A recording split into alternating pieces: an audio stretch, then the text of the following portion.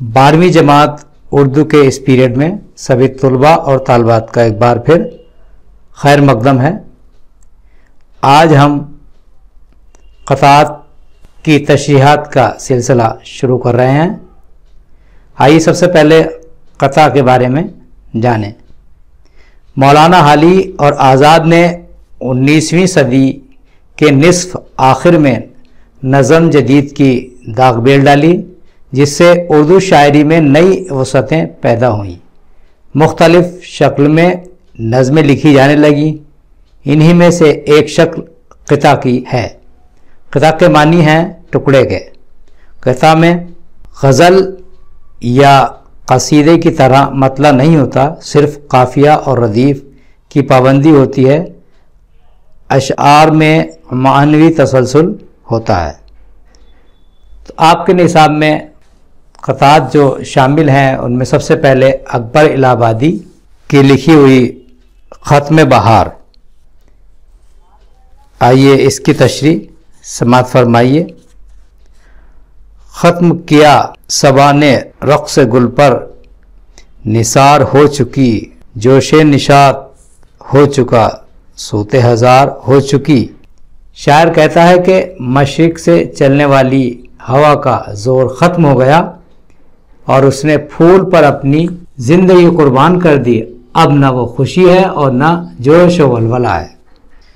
रंगे बनफ़शा मिट गया सुंबुल तर नहीं रहा, सहने चमन में ज़ीनते नक्शो निगार हो चुकी। बनफ़शा का रंग मिट गया और बालछड़ खुशबूदार बेल मुरझा गई है और सहन चमन के नक्शो निगार का एक हिस्सा बन गई है। रुत वो जो थी बदल गई, आई बस और निकल गई। थी जो हवा में निकहत मश्क ततार हो चुकी। मौसम बहार आई और चली गई। हवा में जो मश्क जैसी खुशबू थी वो भी अब नहीं है।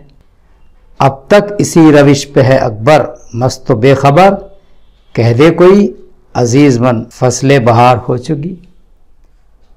लेकिन बेखबर और मस्त अकबर अपनी पुरानी रविश पर कायम है। इसके जो अंदाज पहले थे वही आज हैं। कोई इससे कह दे कि ए अजीज मन, मौसम बहार अब ख़त्म हो चुका है। अच्छा है, बदलते मौसम के साथ तुम भी अपनी रविश बदल दो। दूसरा उन्वान मशरिक़ व मग़रिब। मशरिक़ में कशिश है रूहानी, मग़रिब में है मेल जिस्मा। अकबर इलाहाबादी कहते हैं कि जहाँ मशरिक़ में तहज़ीब में रूहानियत की कशिश है, वहीं मग़रिब तहज़ीब में रूहानियत की जगह मादियत पाई जाती है और ये तहज़ीब दो जिस्मों के मेल पर मबनी है। कहा मंसूर ने खुदा हूँ मैं, डार्विन बोले बूझना हूँ मैं। अकबर इलाहाबादी कहते हैं कि मंसूर ने लोगों से तंग आकर पीछा छुड़ाने के लिए नऊज़ुबिल्लाह अना हक कहा, जबकि डार्विन ने इंसान को बंदर की इर्तिकाई शक्ल करार दिया। बूझना फ़ारसी में बंदर को कहा जाता है। हंस के कहने लगे मेरे एक दोस्त, फ़िक्र हरकस बक़दर हिम्मत औस्त। शायर कहता है कि इस बात पर मेरे एक दोस्त हंसकर कहने लगे कि हर शख्स की फितरत, इसकी जहनियत और उसकी पहुँच की आईनादार होती है। अगला उन्वान नई रोशनी। समाअत फरमाएं। 40 साल से है नई रोशनी का दौर, क्यों कर इसे कहूँ कि सरासर फजूल है। अकबर इलाहाबादी कहते हैं कि अब से 40 साल कबल नई रोशनी का दौर का आगाज हुआ था, मैं इसे क्यों कर फजूल करार दूं। अलबत्ता एक अर्ज करूँगा दबी ज़बां, गो खुशनुमा बहुत है मगर बेउसूल है। अकबर इलाहाबादी कहते हैं कि मैं दबी ज़बान से इतना ज़रूर अर्ज़ करूँगा कि नई रोशनी का दौर कितना ही खुशनुमा सही मगर बेउसूल और बेवकार है। इससे आगे टॉपिक कशमकश। कदीम वज़ा पे कायम रहूं अगर अकबर, तो साफ कहते हैं सैयद ये रंग है मैला। अकबर इलाहाबादी कहते हैं कि मैं पुरानी वज़ा पर कायम रहूं, तो सैयद साहब कहते हैं कि इसका रंग तो अब मैला हो चुका है।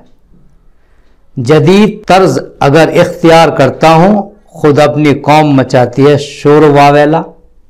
برعکس اس کے میں اگر جدید طرز اور جدید وضع کو اختیار کرتا ہوں تو خود اپنی ہی قوم کے افراد کو اعتراض ہوتا ہے اور وہ شور مچانے لگتے ہیں۔ جو اعتدال کی کہیے تو وہ ادھر نہ ادھر، زیادہ حد سے دبے پاؤں سب نے ہے پھیلا۔ میں اگر اعتدال یعنی درمیان کی بات کرتا ہوں تو وہ نہ ادھر ہے نہ ادھر ہے، کیونکہ ہر ایک نے حد سے تجاوز کیا ہوا ہے۔ ادھر یہ ضد ہے کہ لیمنٹ بھی چھو نہیں سکتے، ادھر یہ دھن ہے کہ ساقی سراہی میلا۔ شاعر کہتا ہے کہ مشرقی معاشرے میں ایک طرف تو ہمارے لیمنٹ چھونے پر بھی اعتراض ہے، جبکہ دوسری طرف مغربی تہذیب میں جام و شراب کا بول بالا ہے۔ ادھر ہے دفتر تدبیر مصلحت ناپاک، ادھر ہے وہی ولایت کی ڈاک کا تھیلا۔ ادھر تدبیر و مصلحت کا دفتر ہے تو دوسری جانب ولایت کی ڈاک کا تھیلا ہے۔